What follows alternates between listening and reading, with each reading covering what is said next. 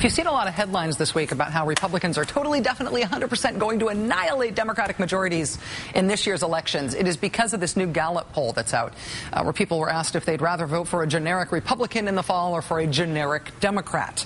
And the generic Republican candidate wins by a big, big margin, 51-41. Of course, that number is the result of polling on a hypothetical, non-specific question. If you ask the people who take polling and prognosticating very seriously in election years, they'll tell you that that is an important result. It's probably to some degree predictive, but the truly predictive polling question this far out may really be about voter enthusiasm. How excited are you about voting? Because the people who are enthusiastic about voting are the ones who are most likely to actually go to the trouble of doing it on Election Day. And by most accounts, Republicans are very excited about voting in the fall, and Democrats are not so excited about voting in the fall. Makes sense when you take the biggest picture possible look at what's going on in American politics this year. Liberals and Democrats may not have major problems with all the things the Obama administration and this Congress have been doing over the last year and a half, but they also don't seem to really appreciate it very much. Health reform? There's not even a public option. The stimulus? It could have been bigger. Progressives aren't driven and excited about voting for Democrats. On the other side, though, Republicans are very much against everything that Obama and this Congress has done. And being very much against something can be a very powerful motivator.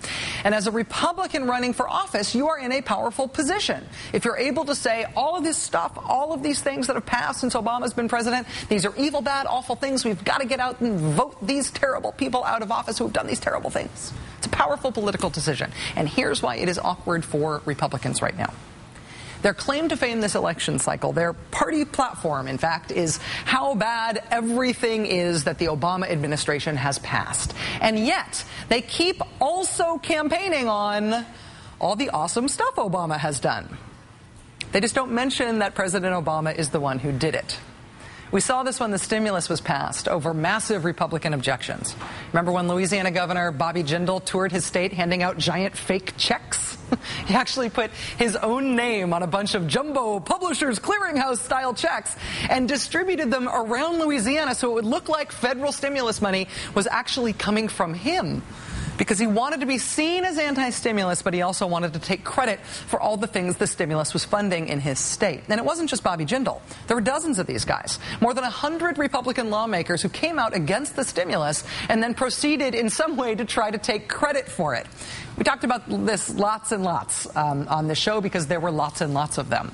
Here's one of my favorites. This was Congressman Phil Gingrey of Georgia talking about the terrible, horrible, no good, very bad stimulus, which he, of course, voted against. The vaunted Democratic stimulus bill has failed to stimulate anything other than a few federal bureaucrats. Sounds bad and dirty. According to Phil Gingrey, the stimulus failed to stimulate anything but bureaucrats. He also called it a boondoggle and a dismal failure. Except, here's Phil Gingrey handing out a big, fat, fake check full of stimulus money to the good people of Cedartown, Georgia. You know, it's fine if you are super psyched about what the stimulus funds have done for your congressional district or for your state. It is also fine if you're totally against the stimulus and you want to inveigh against how terrible and bad for America the stimulus is. But you cannot simultaneously inveigh against the stimulus and take credit for all the great stuff the stimulus does. Or I guess you can if you are incapable of embarrassment. But it's not just the stimulus. This year, Republicans, of course, are really campaigning hard against the evils of Obamacare. It's not just a conservative movement line, it's a mainstream Republican politician line. Republican candidates far and wide are campaigning on a promise to repeal Obamacare. Republican governors and attorneys general in 22 states are suing the federal government to stop Obamacare. And that is also very awkward because while they are all campaigning against Obamacare, while they're making a big show out of suing against evil Kenyan Obamacare, they are also lining up to please join Obamacare programs, to please get some of its benefits. AP reports that 7 of the states suing the administration to stop health reform have also just had their requests approved to get big, fat Obamacare checks, to get one of the benefits of the health reform bill, a subsidy for health insurance for people retiring early before they qualify for Medicare. Each one of those states applied for and was approved to receive federal insurance subsidies for retired workers, money that comes directly from the health reform law that they are all suing to stop. In other words, we think this health reform thing is evil and bad and unconstitutional, and please, can we have a piece of it? When Arizona's Attorney General refused to sue the administration over health reform, Governor Jan Brewer, where have I heard that name before? She went around him and filed suit anyway, saying she needed to protect the people of Arizona from health reform. Idaho Governor Butch Otter proudly became the very first Republican governor in the country to sign a law stating his intention to defy health reform. Indiana Governor Mitch Daniels cast himself as a hero for suing to stop health reform. This is about protection of of our rights and liberties in this country, and of course about pushing back against a very, very ill-advised bill that we're all going to suffer from. Sounds better with music behind it, right? Louisiana Governor Bobby Jindal peeked out from one of those oversized fake stimulus checks to say that he, too, was suing to block health reform. He said he was doing it because health reform scared him. Michigan's Republican Attorney General, Mike Cox, joined the lawsuit to stop health reform over the loud objections of his own Democratic governor, Jennifer Granholm. Nebraska's Republican Governor, Dave Heinemann, told education groups in his state, education groups, that health reform is a direct threat to their funding, somehow, bizarrely. When he joined the lawsuit, Nevada Governor Jim Gibbons called health reform sick, which is really something coming from Jim Gibbons. But for all of that grandstanding about how fiercely they are fighting the evil health reform that they call Obamacare, all of those states are lining right up to get the benefits of it. And again, it comes down to this. You can't apply for subsidies under President Obama's health reform plan to get people covered in your state who otherwise would have a really hard time getting insurance. You can do that. You can also inveigh against Obamacare being the death of the republic. You cannot do both. You cannot do both unless you are incapable of feeling embarrassed. And it's not just states that can apply for these health reform subsidies. It's also companies. Big employers can apply for this money to help fund insurance for their retirees. And you really want to talk about who is not embarrassed by doing this? Look at this. Uncovered this week by the folks at Think Progress. It turns out Koch Industries is one of the companies who applied for and got a piece of that health reform subsidy. Koch Industries, really?